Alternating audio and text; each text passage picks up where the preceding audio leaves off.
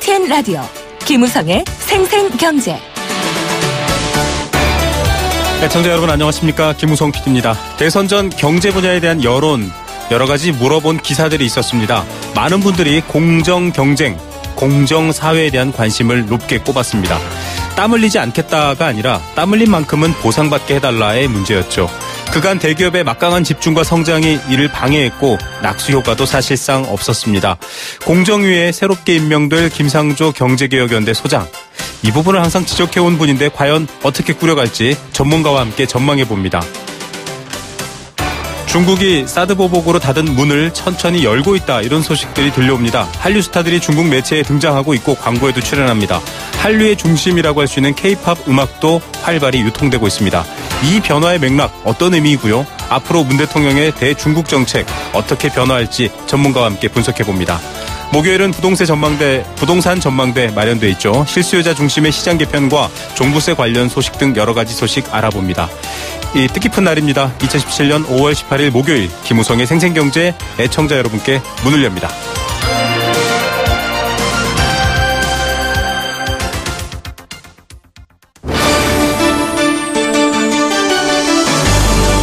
YTN 라디오 김우성의 생생경제.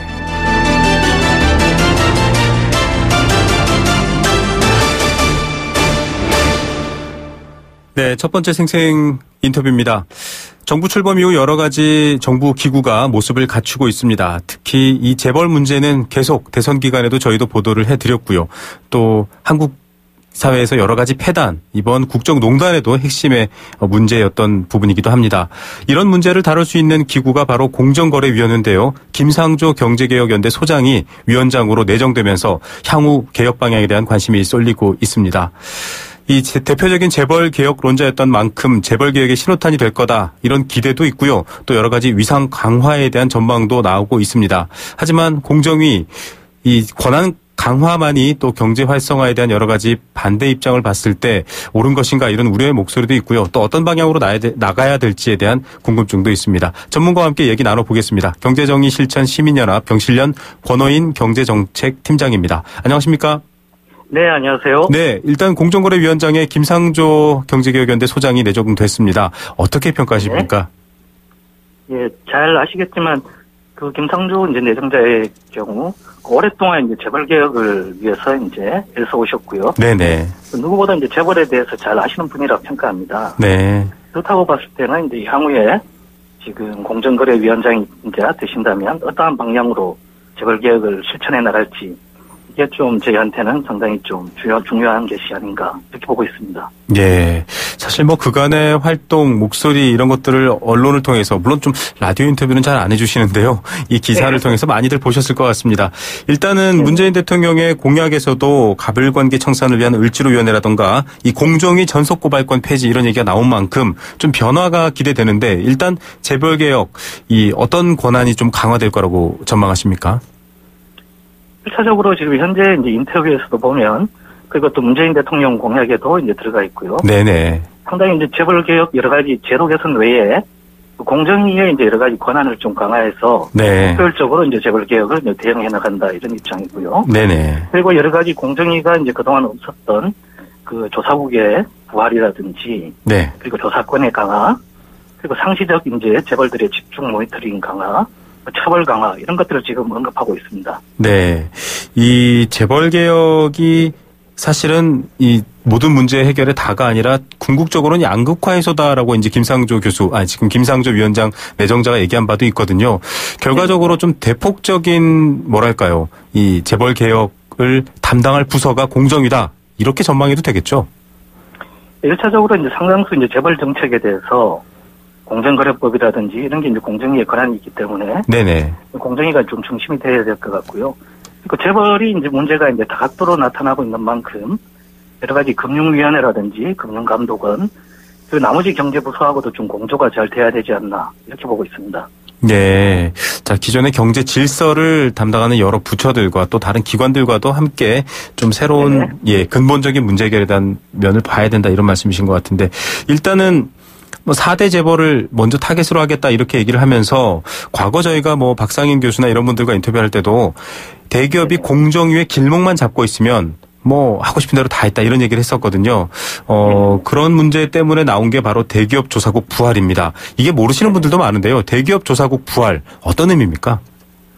예, 말 그대로 그 조사국이란 이제 그 이름에서도 이제 나타나 있듯이 네네. 통전적으로 대기업들의 이제 여러 가지 불공정 거래 행위라든지 이 법위반에 대해서 좀 직권으로 집중해서 조사하고 문제가 이제 드러나는 경우에 이제 처벌을 한다 이런 의미 같고요. 네. 그만큼 이제 상시적으로 좀 집중해서 그 재벌들에 대해서 좀 모니터링을 하는 것이 아닌가 좀 그런 때 이제 의미를 두고 있는 것 같습니다. 예, 조사 기능이뿐만 아니라 약간 준사법적 느낌도 나는데 조사국 자체가 원래 어떤 역할을 했던 곳인가요?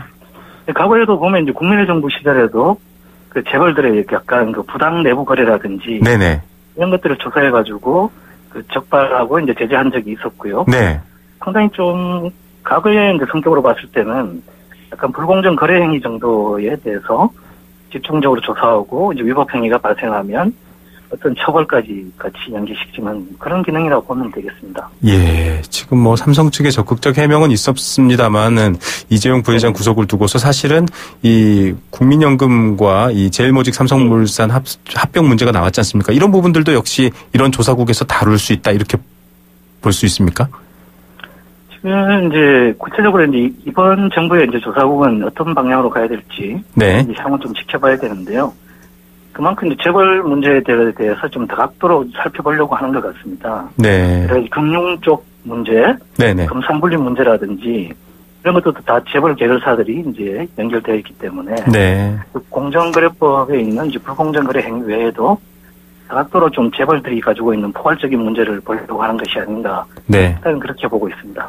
예, 사실은 뭐 단가 우려치기뿐만 아니라 이 대기업의 횡포라는 말은 마치 고유명사처럼 애청자 여러분도 알고 계실 텐데요. 이런 질서를 좀 바로잡아서 경제를 더 잘 되게 하자.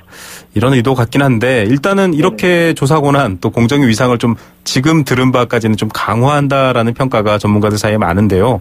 전속고발권 폐지 얘기는 또 대통령 공약이기도 했거든요. 이게 사실은 공정위가 전속고발권을 갖고 있기 때문에 공정위가 뭐랄까요? 첫 단추를 묶지 않으면 이게 시작도 할 수 없었지 않습니까? 어떻게 보십니까? 이 또 김상조 내정자와는 약간 의견이 다른 부분도 있는 것 같고요. 일단 지금 문재인 대통령 공약에는 이제 공정위 전속고발권을 폐지한다고 들어가 있습니다. 네네. 그리고 과거에 이제 여러 가지 공정위의 이제 솜방망이 처벌이라든지. 맞습니다. 검찰을 통한 이제 형사처벌이 제대로 안 되다 보니까 여기에 대해서 다수가 이제 폐지해야 된다는 입장이 시민사회에는 이제 많고요. 네. 상당수의 또 전문가들도 이야기하고 있고. 그래서 이제 전속고발권을 이제 폐지하면 상당수 좀 불공정 거래 행위나 이런 것들을 사전적으로 줄여나가는 데는 좀 실효성이 있다 이렇게 보고 있습니다. 네, 이 전속고발권 폐지를 하고 검찰이나 여러 다른 기관들, 감사원 등과 더불어서 여러 뭐랄까요 약자나 피해자를 보호할 수 있는 방안을 열리는 게 지금은 공정위만 쥐고 있는 건데 좀 확대되는 것도 앞서 강화와 좀 언뜻 보면 다른 것 같긴 한데 그래도 맥락상 좀 맞는 얘기다 이렇게 이해할 수 있을까요? 현재도 이제 공정위 전속고발권 외에 3개 기관 고발 요청권이 있습니다. 네네네.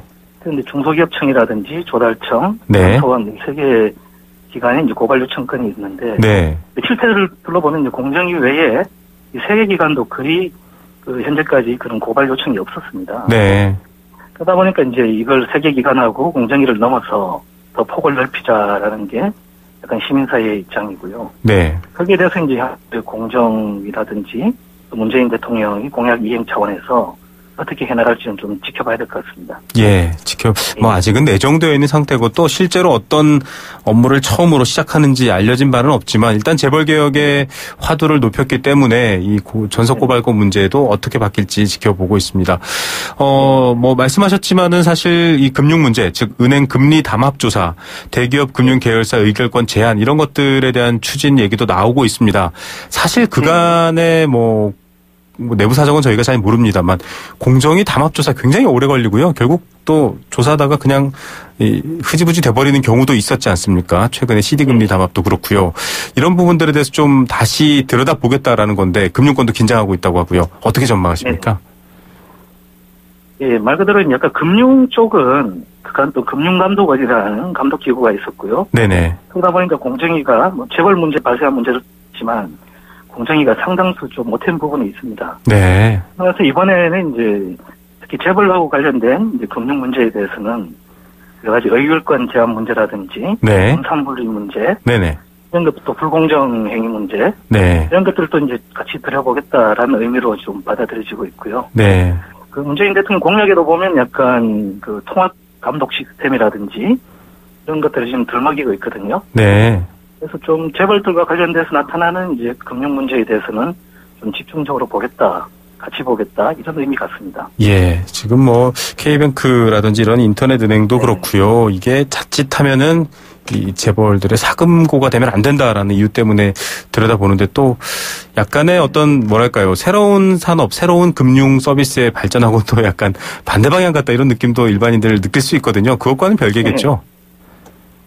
지금 현재는 이제 여러 가지 인터넷 전문은행 같은 경우에도 네. 원칙 때문에 이제 그렇게 돼 있죠. 예, 상업자본이 못 들어가고 있는 부분이 있고요. 네. 근데 이제 해외에서도 마찬가지로 지금 금산분리 원칙을 네. 강화시키고 있는 측면이 있고요. 아, 네. 예, 그래서 이제 한국도 그렇고 문재인 대통령 공약도 그렇고 보면 금산분리를 좀 강화시키겠다는 그 의지가 보이거든요. 네네. 그래서 이제 앞으로도 이제 아마 공정위를 중심으로 네. 또 금융감독원과 좀 공조를 통해서 여기에 대해서는 계속해서 원칙을 가지고 가지 않겠나 이렇게 보고 있습니다. 예, 뭐 대기업이 이것저것 다 갖고 있고 힘이 집중돼서 뭐 대기업 잘 되면 또 주변도 같이 잘 되면 좋은데 여태까지 그렇지 못한 양극화 문제 때문에 지난 대선 때도 경제 분야에서 많은 분들이 이 공정성, 공정 경쟁에 대한 부분들을 주요 의제로 꼽으셨는데 일단 뭐 출범 단계입니다만 김상조 위원장의 공정거래위원회 또 문재인 정부와의 관계도 그렇고요. 향후 어떤 방향 또 어떤 부분들을 좀 집중해서 봐야 된다 이런 제안 해주신다면 어떤 게 있습니까? 예, 어떻게 보면 이제 과거에도 공정위가 그 권한이 없어서 재벌 개혁이 안 된 것은 아니거든요. 네네. 그런 측면에서 이제 현재 이제 권한 내에서도 충분히 마음만 먹으면 그 공정위 같은 경우는 여러 가지 시행령이라든지 시행규칙 네. 이런 이제 법적인 제도 개선을 할 수 있는 권한이 있기 때문에 네네. 우선적으로 이제 공정위가 할 수 있는 이런 분야들을 좀 추려내서요. 네. 국회 입법을 통하지 않더라도 충분히 여러 가지 일감 몰아주기라든지 네. 몇 개 분야에 실행 가능한 측면들이 많거든요. 네네. 그런 측면에 대해서 이제 향후 공정위가 정확하게 좀 국회를 통한 일과 공정위 자체적으로 할 수 있는 일들을 명확하게 좀 구분하고 네. 실효적으로 실천하면서 좀 국민들한테 보여줘야 되지 않나. 무엇보다 좀 개혁 의지가 중요하지 않나 이렇게 보고 있습니다. 예, 자, 새로운 칼을 꺼내기보다 기존에 있는 칼만 잘 써도 이미 해소될 수 있는 문제가 있다 이런 말씀이신 것 같고요. 이게 사실은 행정위원회지 않습니까? 이 많은 분들이 독립위원회가 아니다. 결국은 그 당해의 정권을 잡은 어떤 정부 혹은 대통령의 입김으로부터 자유롭지 못하다라는 얘기도 있는데 장기적으로는 좀 독립위원회 성격으로 가는 게 맞나요? 그렇죠. 공정위 같은 경우에는 이제 어떻게 보면 약간 경제검찰의 성격도 가지고 있고. 그렇죠. 그렇다고 했을 때 정부 정책하고 이제 반할 수 없는 측면도 존재하고는 있을 겁니다. 네. 대신 이제 어떻게 이제 공정위가 이 재벌 개혁을 위한 실효적인 수단들이 무엇인지. 네. 이것들에 좀 분명한 원칙을 세우고 그 로드맵들을 좀 제시하면서 하나하나 실천 가능한 것들이 중요하고요. 네. 특히 좀 현재 여러 가지 재벌들의 경제력 집중 해소를 위해서 약간 소유 지배 구조 문제라든지 네네. 이런 것들을 중심으로 좀 개혁해 나가는 의지를 보여줘야 되지 않나 네. 평가하고 있습니다. 예, 위원회의 성격, 뭐 독립성보다 당장의 과제로서의 뭐 순환 출자라든지 이 문제들을 좀 해결해야 된다라는 문제가 더 시급한 것 같습니다. 오늘 말씀 여기까지 듣겠습니다. 감사합니다. 네, 감사합니다. 네, 경제정의실천 시민연합 경실련 경제정책팀장이었죠. 권호인 팀장과 함께했습니다. YTN 라디오 김우성의 생생경제.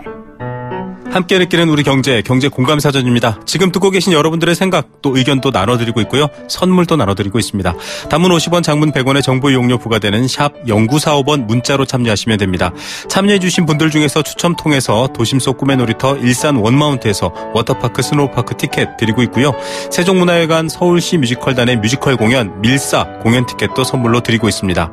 오늘의 경제 공감사전은 공정거래위원회입니다. 공정위 이렇게 줄여서 얘기하고 있는데요.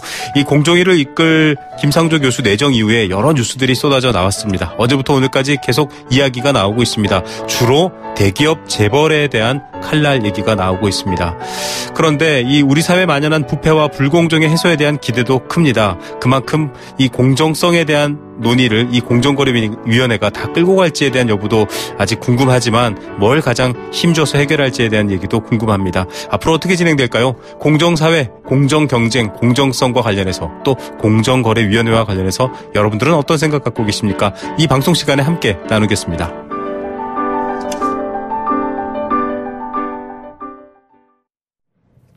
생생경제, 포스코 삶을 완성하는 품격 롯데캐슬과 함께했습니다. 캠페인 듣고 경제 톱뉴스 시작합니다.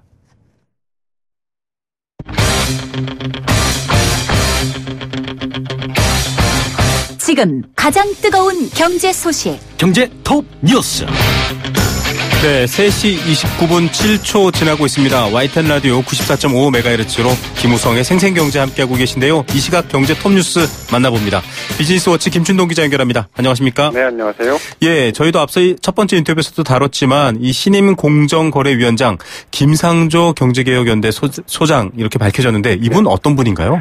네, 김상조 후보자는 재벌 저격수 또 이 재벌 개혁의 전도사 이렇게 좀 꼽히는데요. 네. 이 말씀하신 대로 경제개혁연대 소장 등을 맡으면서 지난 20년간 이 재벌 개혁에 좀 앞장서 왔습니다. 올해 3월에는 문재인 캠프 산하의 새로운 대한민국 위원회 부위원장을 맡기도 했는데, 네. 삼성을 비롯해서 이 경영권 승계 문제, 또 재벌 기업의 경영 투명성, 또 이 소수 지분으로 총수 일가가 기업 전체를 지배하는 이 비합리적인 경영 관행에 대한 비판적인 시각을 좀 유지해 왔습니다. 예. 자, 이 재벌을 향해 칼날을 세울 것이다 이런 전망들이 나오고 네. 있는데 사실 재벌 문제 핵심입니다만 순환 출자 금지 같은 앞서 말씀하신 소유 문제나 금산 분리 또 여러 가지 문제들도 많지 않습니까? 네. 그런 부분들도 입장이 밝혀졌나요? 네, 오늘 기자간담회를 열었었는데요. 김 후보자는 후보자가 이제 좀 후보자로 지명이 되면서 재벌들이 떨고 있다 이런 보도도 좀 나오고 있는데, 네. 김 후보자는 이상과 함께 좀 합리성 또 현실 감각도 두루 좀 가지고 있다 이런 평가를 좀 받고 있습니다. 네. 그래서 순환 출자 문제에 대해서도 좀 다소 유연한 입장을 밝혔는데, 네.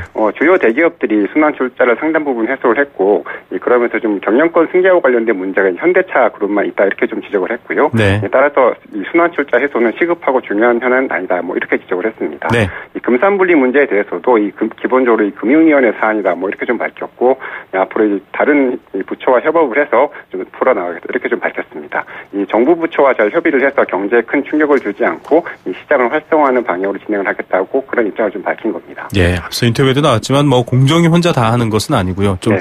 이런 협업이 얼마나 되는지 지켜보는 것도 관전 포인트일 것 같습니다. 자, 우리나라 국민들 외국에서 쓴 카드 사용액이 빠르게 늘고 있다. 이건 어떤 배경인가요? 네, 얼마 전에 5월 황금 연휴 기간 중에 해외에서 쓰는 신용카드 금액이 급증했다 이렇게 좀 소식을 좀 전해드렸었는데 전반적인 추세가 좀 그런 것 같습니다. 한국은행에 따르면 올해 1분기 내국인이 해외에서 카드를 결제한 금액이 40억 2,300만 달러로 집계가 됐는데요. 네. 이 분기 기준으로 사상 최대 금액이었습니다.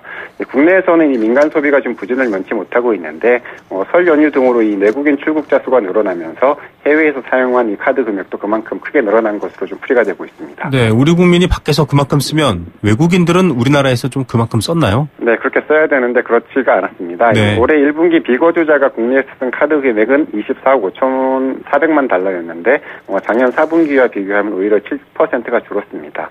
이 중국의 사드 보복 조치 등에 따라서 이 중국인 관광객이 많이 줄어든 영향이 컸는데요. 네. 이 중국의 이 사드 보복 조치가 좀 풀리기 전까지는 이런 상황이 좀 이어질 가능성이 좀 높아 보입니다. 예, 저희가 이어지는 두 번째 인터뷰에서 이 사드 보복 해제 문제 전문가와 함께 다뤄볼 테니까요. 계속 채널 고정해 주시기 바랍니다. 최근 10년간 수출 기업에 의한 정규직 일자리 창출 규모가 내수를 중심으로 한 기업보다 2배 가까이 많았다. 이런 소식도 있네요. 네, 한국무역협회 국제무역연구원의 자료인데요. 2006년부터 2015년까지 10년간 이 제조업 분야 3,418개사의 신규 취업자 수 18만 7천 명으로 좀 집계가 됐습니다. 네. 이 중에서 이 수출 기업의 취업자 증가분이 11만 4천 명이었고 내수 기업은 7만 3천 명이었습니다. 수출 기업이 내수 기업보다 1.6회 많았고요. 특히 정규직만 따지면 수출 기업 일자리가 내수 기업보다 2배나 더 많았습니다. 네. 임시 일용직 같은 경우에는 수출 기업은 10,000명 정도가 줄었는데 내수 기업은 오히려 7천 명 정도가 더 늘었다고 합니다. 수출 기업 이러면 왠지 임금 수준도 조금 내수보다 나을 것 같다는 생각도 드는데요. 네, 맞습니다. 수출 기업은 아무래도 아무래도 이 덩치가 큰 대기업들이 많은데 2015년 1인당 연봉을 보니까 수출기업이 7,800만 원, 내수기업이 5,900만 원으로 수출기업이 1.3배 더 많았습니다. 또 2015년 기준으로 10년 전과 비교한 1인당 연봉 상승분도 수출기업이 2,700만 원으로 내수기업보다 500만 원 정도 더 많았습니다. 네. 이 수출기업은 매출액 대비 연구개발 투자 비중도 2015년 현재 4.5%를 기록을 해서 1.1%에 그친 내수기업보다 4배 이상 높았고요. 1인당 매출액도 수출기업이 내수기업보다 1.6배에 달했습니다. 이 고용과 생산성, 또 임금, R&D 투자 등 대부분의 지표에서 수출기업이 내수기업을 좀 앞선 겁니다. 네, 수출이 잘 돼야 될 이유도 또 있군요. 도널드 트럼프 미국 대통령 탄핵 얘기가 나오고 있습니다. 이 미국 정치는 세계 경제와도 직결되어 있는데 증시 흔들리고 있다고요? 네, 좀 미국 증시가 좀 불안감이 큽니다. 이 트럼프 대통령이 제임스 코미 전 연방수사국 국장에게 러시아 내통 의혹 수사를 중단하라 이렇게 압력을 좀 행사했다는 메모가 좀 등장했기 때문인데요. 네. 그러면서 이 트럼프 대통령에 대한 탄핵이 좀 현실화되는 게 아니냐 이런 우려가 좀 커지고 있습니다. 네. 그러면서 이 전날 미국의 다우 지수가 1.78%, 또 S&P 500 지수가 1.82%, 나스닥은 2.5% 이상 급락을 했습니다. 이 다우와 S&P 500 지수는 지난해 9월 이후에 또 나스닥은 지난해 6월 이후에 낙폭이 가장 컸는데요. 이 공포 지수로 불리는 시카고 옵션 거래소의 변동성 지수도 전날보다 42% 넘게 급등을 했습니다. 예, 저희가 또 관련 소식 지켜보며 소식 더 전해드리도록 하겠습니다. 국민연금 사실 이거 받는 돈은 그렇게 큰 도움이 안 되는 금액이다 이렇게 알려져 있는데 보니까 부부 수급자 중에 300만 원 넘게 받는 분이 있다고요? 네, 국민연금공단에 따르면 남편과 아내가 모두 이 국민연금을 받는 부부 수급자가 25만 쌍 정도 된다고 하는데 네. 올해 4월 기준으로 부부 합산 최고 수령액이 월 302만 4천 원으로 나타났습니다. 네. 남편이 매달 156만 원, 아내가 145만 원 정도 좀 받는다고 하는데 부부 합산 수령액이 300만 원을 넘어선 건 이번이 처음입니다. 네.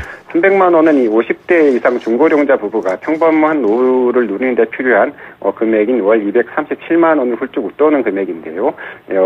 국민연금 이 정도 좀 받아야지 좀 되지 않나 이런 생각이 좀 들었습니다. 네, 정말 많은 분들이 나도 하고 생각하실 것 같습니다. 네. 오늘 뉴스 여기까지 듣겠습니다. 감사합니다. 네, 감사합니다. 비즈니스워치 김춘동 기자였습니다.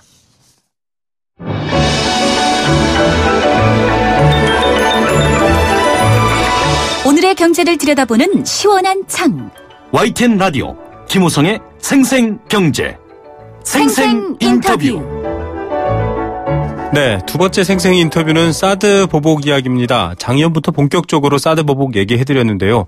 이 WTO의 제소 범위를 벗어나서 교묘하고 치밀하게 중국은 우리를 향한 문을 닫았습니다. 당장 한류 콘텐츠들이 피해를 입어왔고요. 또 여러 가지 수출도 크게 타격을 입지는 않았지만 여러 가지 어려움을 겪었고 특히 중국 내 유통업계는 말할 것도 없었죠. 그런데 지난 14일부터 한류 스타 송혜교 씨의 화장품 광고가 중국 매체를 통해서 방영되고 있습니다. 이걸 보고 많은 분들이 한한령이 풀리는 것 아닌가 이런 전망도 내놓고 있습니다. 새 정부 출범 이후 사드로 인한 한중 냉각 이번에 녹을지 궁금하고요. 그렇다면 문재인 대통령의 이 외교 지금 진행 중인데 이해찬 특사가 가 있죠. 어떤 변화를 맞을지 또 미국과의 관계는 어떻게 봐야 될지 복잡한 문제가 많습니다. 자, 이 분야 얘기해줄 전문가와 함께 얘기 나눠볼게요. 미중경제연구소 조용찬 소장입니다. 안녕하십니까? 예, 안녕하십니까? 예, 일단 한류 스타가 중국 매체에 등장했다. 이게 사실은 상징적인 조처였거든요. 한국 스타들 못 나오게 하겠다가 상징적이었는데 지금 K-팝도 유통되고 있다고 하고 그러면 한류 금지는 풀린 거 아닌가 이렇게 전망하는데 어떻습니까? 네, 아직 공식적인 지침이 내려온 것이 아닌데요. 이 때문에 본격적인 한한령 해제로는 볼 수가 없습니다.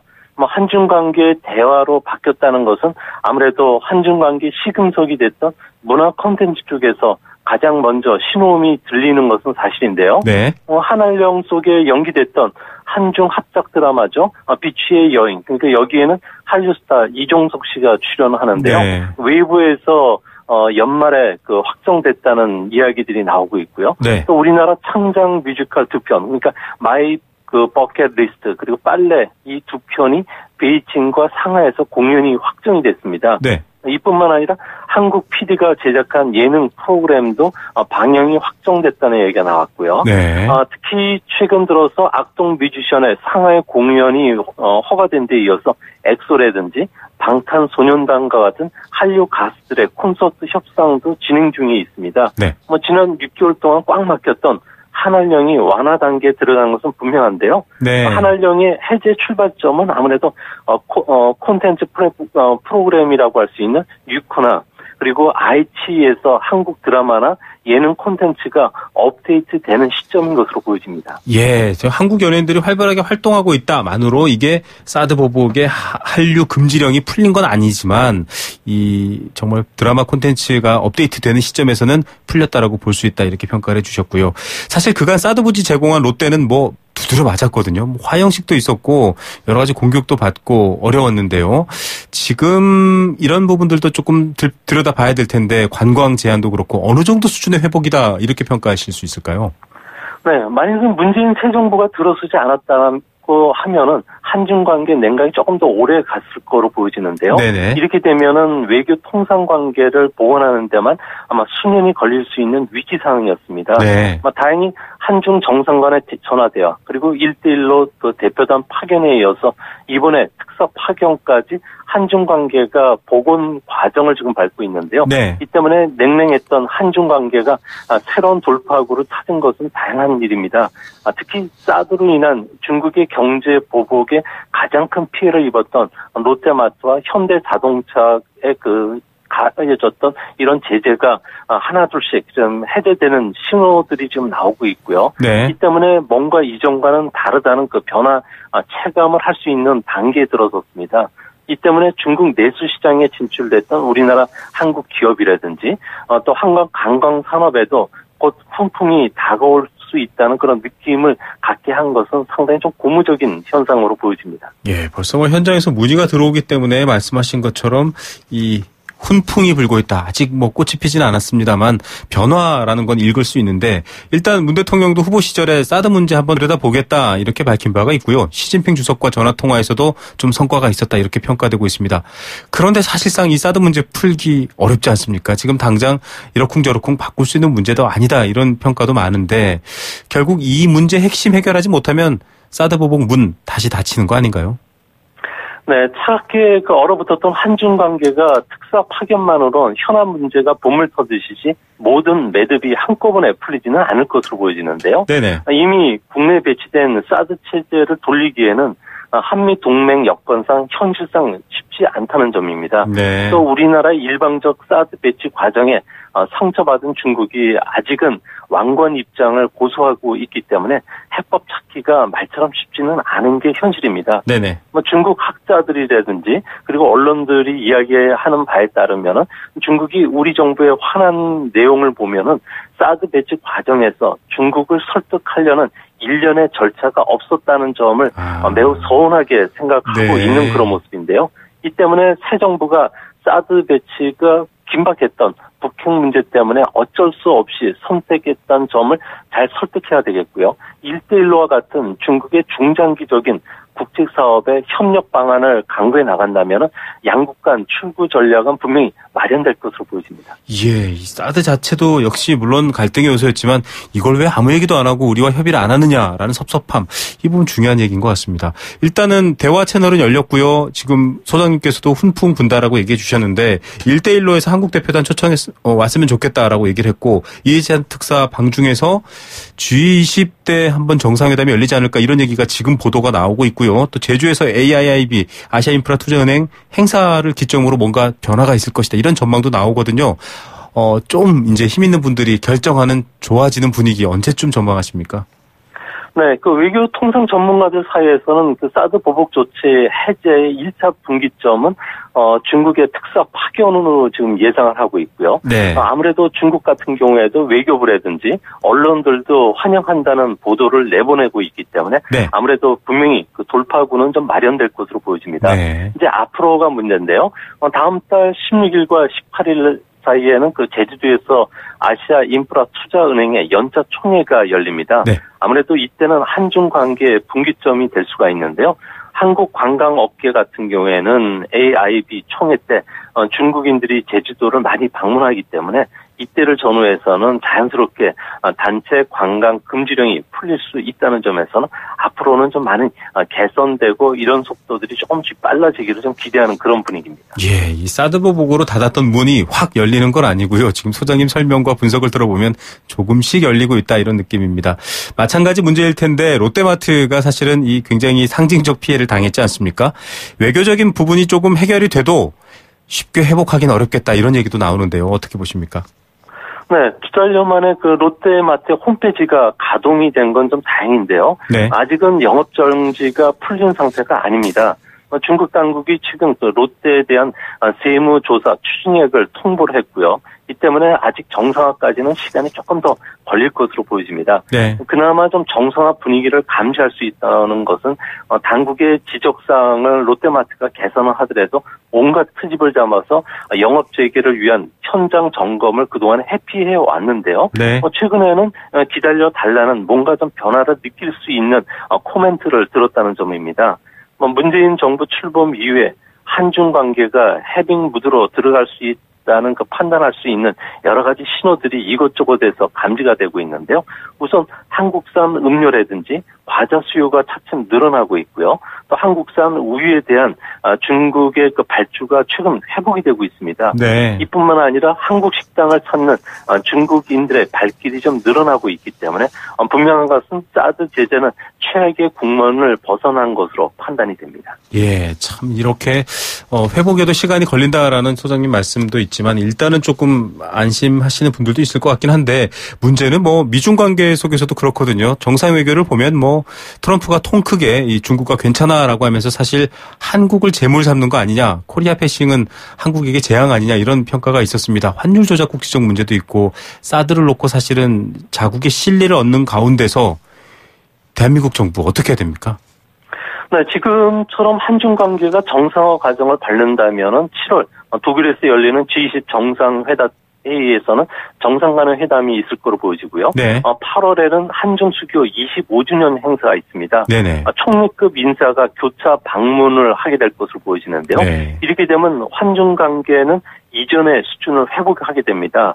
중국도 한반도 문제는 한국과 상의하겠다고 밝혔던 만큼 코리아 패싱은 이제는 걱정하지는 않아도 될 것으로 보여지고요. 네네. 양국의 이견이 큰 사드라든지 외교 국방 분야에서는 전방위적인 협력과 공조가 당장은 어렵겠지만 경제 분야뿐만 아니라 투자나 문화, 관광, 교육 분야에서는 전략적 동반자 관계를 맺는 이런 그 파트너십을 계속 구축해 나간다면 아무래도 좋은 대안이 될 것으로 보여지는데요. 이렇게 되면은 중국 내 한국 여행에 대한 수요가 그동안에 억눌려 있던 부분이 한꺼번에 터질 수가 있고요. 또 한류 활동과 관련된 한한령 해제라든지 네. 또 한국 기업을 대상으로 한 불매운동이나 가짜뉴스도 사라지기 때문에 우리나라 기업들의 대중국 진출도 좀 탄력을 받지 않을까 보여집니다. 예, 중국이 소장님 사실 중국이 좀 관이랄까 정부의 영향을 많이 받지 않습니까? 언론도 그렇고 시장도 그렇고 그런 면에서는 이 정부 관계 개선이 많이 영향을 준다 이렇게 평가할 수 있겠죠?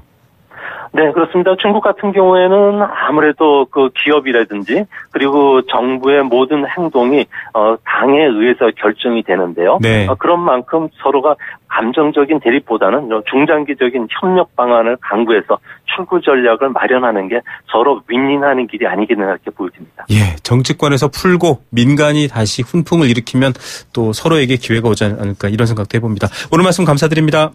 예, 감사합니다. 네, 미중경제연구소 조용찬 소장이었습니다.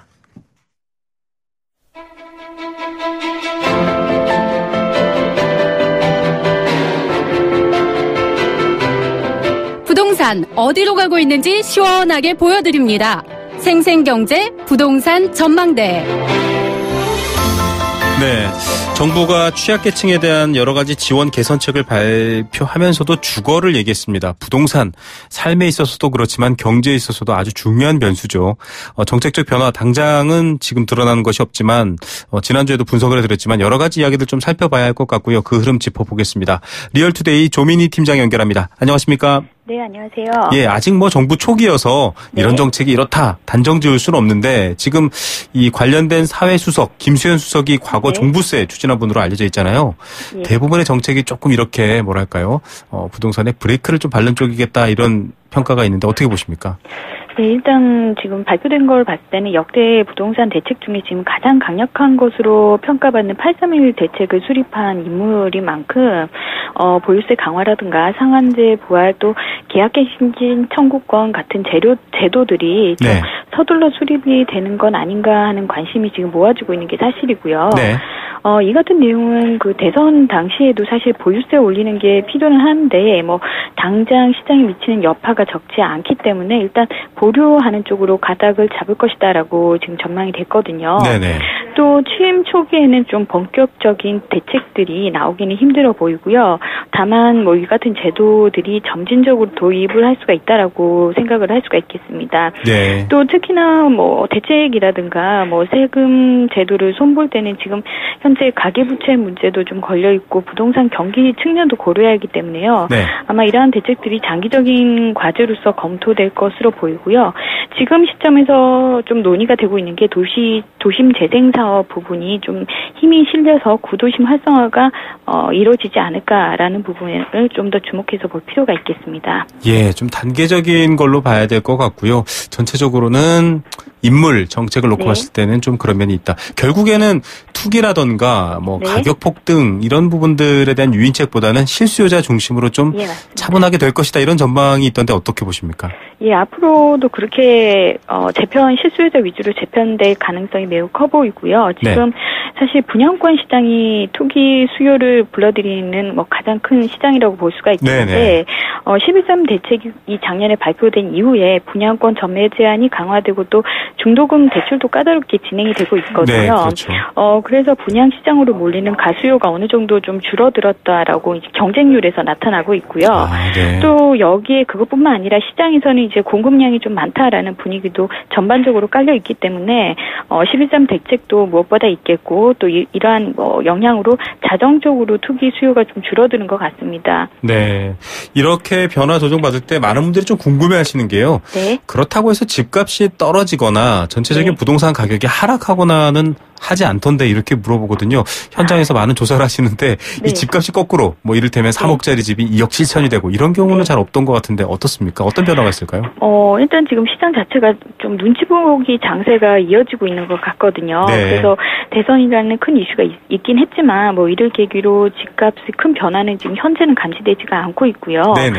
특히나 대선에서 나온 내용들이 개발이라든가 뭐 대규모 신도시 조성이 아니고 뭐 도시재생 사업이라든가 뭐 세부적인 거기 때문에 뭐 이로 인해서 뭐 개발 기대감 이로 인해서 가격이 큰 폭으로 변동하기는 좀 힘들 것 같고요. 그리고 사실 뭐 이전까지도 집값이 좀 떨어지지 않을까라고 짐작은 하고 있지만 분석은 하고 있지만 실제적으로 가격 하락폭이 그렇게 크진 않거든요. 그래서 지금 입지별로 좀 다른 양상이 앞으로도 전개되지 않을까라고 지금 조심스럽게 분석이 나오고 있습니다. 지금도 경쟁률 살펴보면은 입지가 좀 우수하다 싶은 데는 좀 높게 나타나고 아닌 곳은 또 미래 상태가 나오는 것만큼 뭐 그러한 분위기를 좀 감지할 수가 있겠습니다. 예, 입지를 따라 보시길 바라고요. 큰 폭에서 가격이 변동돼서 나는 집값 확 떨어지면 그때 사야지 이렇게 생각하시지 마시고요. 시장 잘 읽고 이런 정보들 활용하셔야 할 것 같습니다. 오늘 얘기는 여기까지 들을게요. 감사합니다. 예. 리얼투데이 조민희 팀장이었습니다. 네, 생생경제 포스코 삶을 완성하는 품격 롯데캐슬과 함께했습니다. 여러분과 함께한 방송에서 여러분들의 의견도 가장 중요한 부분 중에 하나인데요. 9182님 이런 얘기 주셨습니다. 자리가 사람을 만든다고 하던데 왜 높은 자리에만 가면 변합니까? 문재인 정부에서는 정말로 깨끗한 정부가 되길 희망합니다. 예, 공정성, 공정거래 관련해서 이것보다 더 명쾌한 설명이 있을까 이런 생각이 듭니다. 9182님께는 저희가 세종문화회관 뮤지컬 공연 티켓 선물로 보내드리도록 하겠습니다. 그 외에도 사연 보내주신 여러분들 감사드리고요. 내일도 힘이 되는 경제 이야기로 여러분과 함께 오후 3시부터 3시 10분부터 4시까지 함께하겠습니다. 김우성의 생생경제였습니다.